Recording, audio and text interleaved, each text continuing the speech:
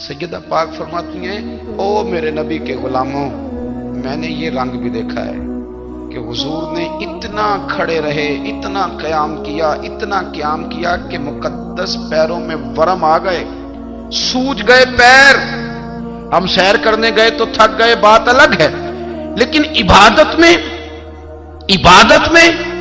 ये भी तो मुस्लिम शरीफ है ना, ये भी तो दीन है ना, ये भी तो हुजूर की सुन्नत है, ये भी तो वो चीज है जो करीम की आंखों की ठंडक है। सैयदा फरमाती हैं पैरों में वरम आ गए। सारी रात ही हुजूर ने नमाज पढ़ी और एक ही आयत बार बार दोहराई।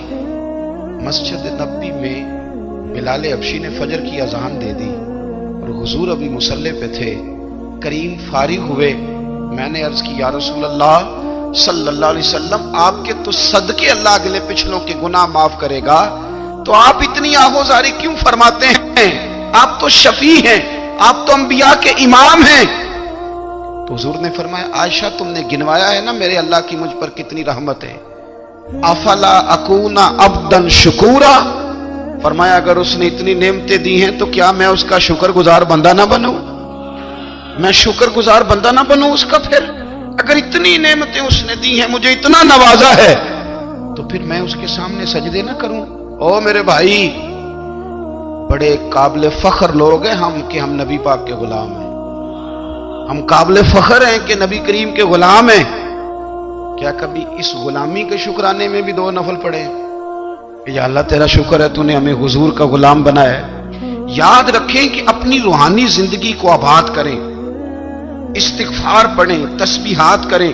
कुछ छोटे छोटे अमाल हैं, उनको अपनी जिंदगी में हिस्सा बनाएं। तिरमिजी शरीफ में हदीस है, नबी पाक सल्लल्लाहु अलैहि वसल्लम ने फरमाया 3 मरतबा सुबह, 3 मरतबा शाम आऊज़ बिल्लाहिस समीउल अलीम 3 दफा ये पढ़ो और 1 दफा सूरत हशर की आखिरी 3 आयात, वल्लाहुल्लज़ी ला इलाहा इल्लाहु आलिमुल गैबि वश्शहादति हुवर रहमानुर रहीम। आऊज़ बिल्लाहि मिनश शैतानिर रजीम है ना, इसको पढ़ना है आऊज़ बिल्लाहिस समीउल अलीम मिनश शैतानिर रजीम। फरमाया 3 दफा इसको पढ़ो और 1 दफा सूरह हशर की 3 आयतें, 1 दफा सुबह और 1 दफा शाम। सुबह क्या है, शाम क्या है? तो आला हज़रत बरेलवी फरमाते हैं सुबह से मुराद है आधी रात ढलने से लेकर सूरज निकलने तक। आधी रात ढलने से लेकर यानी तहज्जुद का टाइम से लेकर सूरज और शाम क्या है? दोपहर ढलने से लेकर मगरिब की आजान तक, ये शाम है। अब सुन लें, ये तिरमिजी की हदीस है सियासता की। नबी पाक ने फरमाया जिसने 3 मरतबा आऊज़ बिल्लाह पढ़ी और 1 बार सूरह हशर की आखिरी 3 आयतें पढ़ी, 1 दफा सुबह पढ़े, 1 दफा शाम पढ़े, नबी करीम अलैहिस्सलाम फरमाते हैं अगर सुबह पढ़ेगा तो 70,000 फरिश्ते शाम तक, और अगर शाम को पढ़ेगा तो 70,000 फरिश्ते सुबह तक पढ़ने वाले बंदे की मगफिरत की दुआ मांगते रहेंगे। चले, मैं तो इस बात पे भी बड़ा राजी हूं कि पहली दफा अहले सुन्नत में ऐसा हो रहा है कि वजीफा मिलने पर लोग नारे लगा रहे हैं, वरना वजीफा बताएं तो कहने भी पढ़ांगे पर कोई तवीज भी लेके छड़ो माड़ा गया। एक साहब आए, मुझे कहने लगे जी बरकत कोई नहीं, गुरबत बड़ी है। मैंने कहा सूरत वाक़या पढ़ा कर। कहते पीर साहब थोड़ी तकलीफ करो को मैनू तवीज भी कर दो। मैंने उनसे कहा खुदा के बंदे, मैं तवीज दूंगा पता नहीं काम बनेगा नहीं बनेगा, सूरत वाक़या पढ़। ये वो तवीज है जो मदीने वाले रसूल ने अता फरमाया है कि सूरत वाक़या पढ़ो तुम्हें कभी फाका नहीं आएगा। तो वज़ाइफ पढ़ें, इबादात करें, तैयारी करें, कुछ नेक आमाल बचाएं ऐसे जिनका हमें पता हो, जो हमारे रब को पता हो। हजरत अब्दुल्ला इब्न उमर रदी अल्लाह ताला अन्हु, हजरत उमर के साहिबजादे, मक्का मुकरमा में उनकी कब्र है। मैंने जब उन्हें पढ़ा तो मुझे उनसे बड़ा प्यार हो गया, लेकिन आपको पता है वहां जाके किसी शख्स का मजार तलाश करना या पूछना एक मुश्किल काम होता है। तो एक दफा मैं मक्का शरीफ में हाजिर था, तो एक गाड़ी वाला ड्राइवर मुझे कहने लगा कि मौलाना मैं आपको जानता हूँ, मुझे आपसे मोहब्बत है, एक बात बताऊँ आपको। मैंने कहा बताओ। कहने लगे हज़रत अब्दुल्ला इब्न उमर की कब्र देखनी है। मैंने कहा ये तू नहीं कह रहा, ये किसी ने बंदोबस्त कराया है, ये अल्लाह ने तेरे दिल में बात डाली है कि हो गया तू ले चल मुझे। हजरत अब्दुल्ला इब्न उमर को नबी पाक ने फरमाया था राजुलुन सालिह, ये नेक बंदा है, ये मुत्तकी आदमी।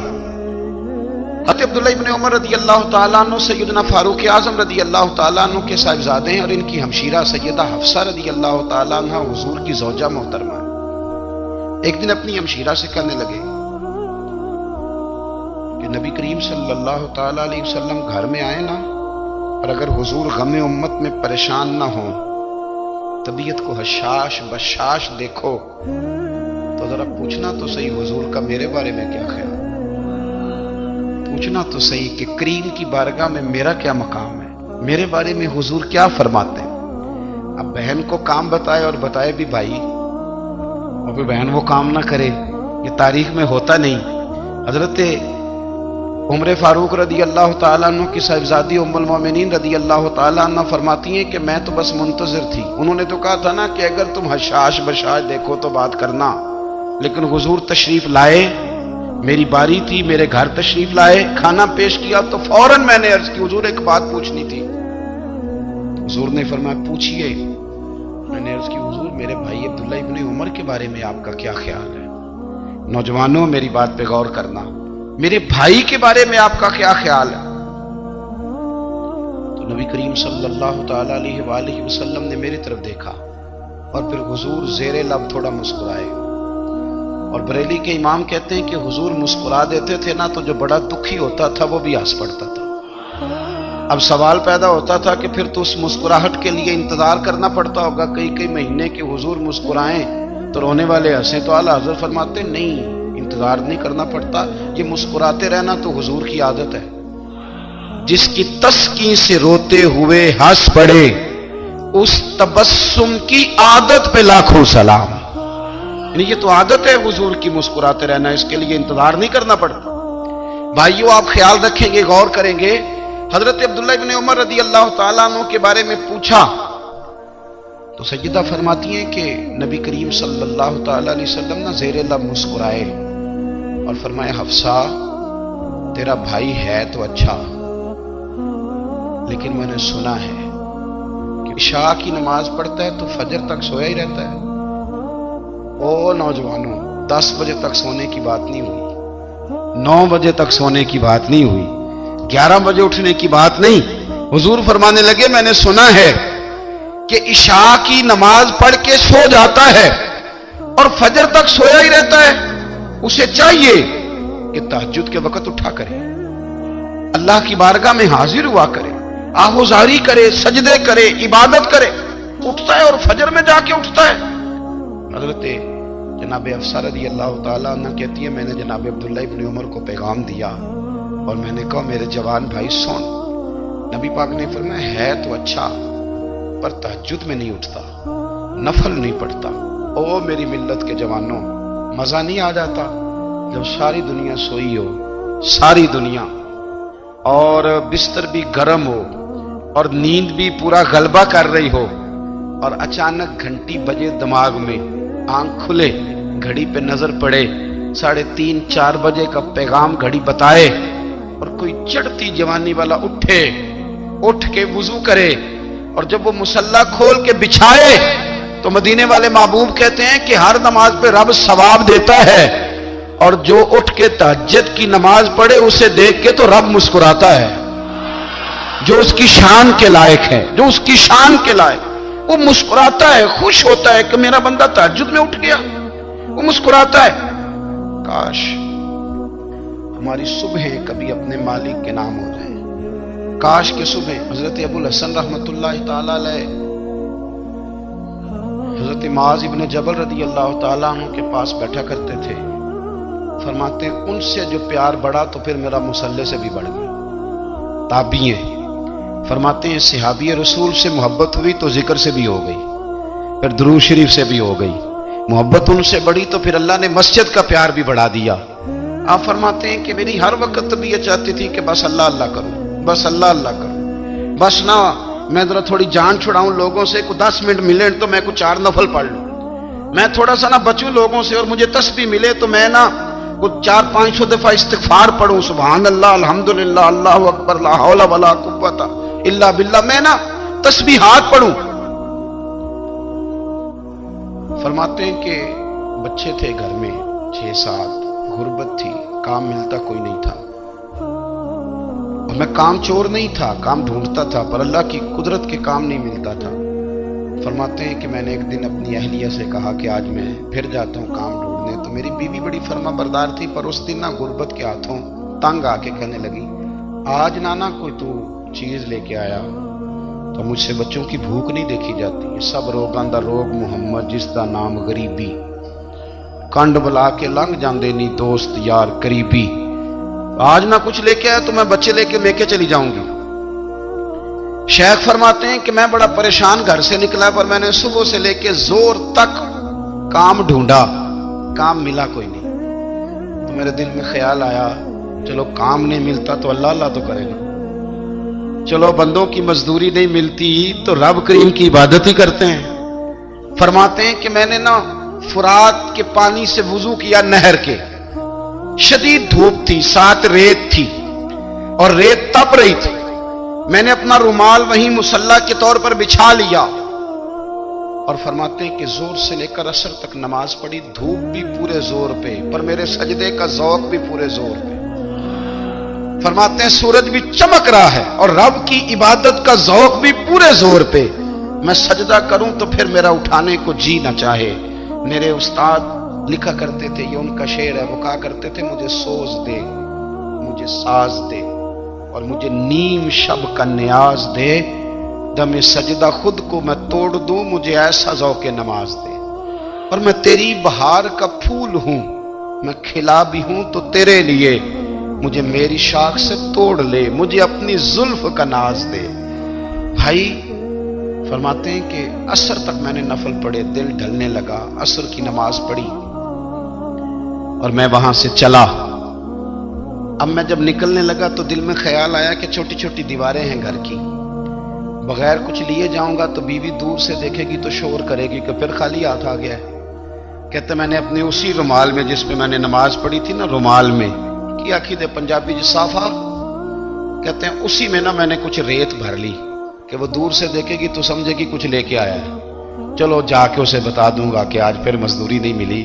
कहते हैं वो रेत लेकर जब मैं घर में गया तो पहले बीवी दरवाजे पे खड़ी होती थी, पूछती थी खाली हाथ आ गए हो? आज मैंने देखा तो है ही कोई नहीं। फरमाते हैं मैं अंदर दाखिल हुआ, सलाम लिए, कोने में मैंने वो रुमाल रख दिया और मैंने आवाज दी कि भली मानस कहां हो? तो वो कहने लगी आप मुंह हाथ धो ले, मैं रोटी लेके आई। मैंने कहा रोटी कहां से आ गई? यहां तो कई दिनों के फाके, तो कई दिनों की गुर्बत है, यहां तो इस घर में तो फकीरी है। फरमाते हैं कि वो रोटी लेके आई और उस वक्त की जो मौजूदा नेमतें थी, समझ ले सलाद, अचार, हर चीज साथ लाई। मैंने कहा कि बच्चे कहां गए? कहने लगी वो खाना खा के खेलने गए, आप खाना खा लें आ जाते। खाना उसने चुन दिया। मैंने हैरत अंगेज लहजे में सारी नेमतें अपने दस्तरखान पे देख करके बीवी से पूछा ये कहां से आया खाना? बच्चों को तूने कहां से खाना खिलाया? ये सारा कुछ कैसा है?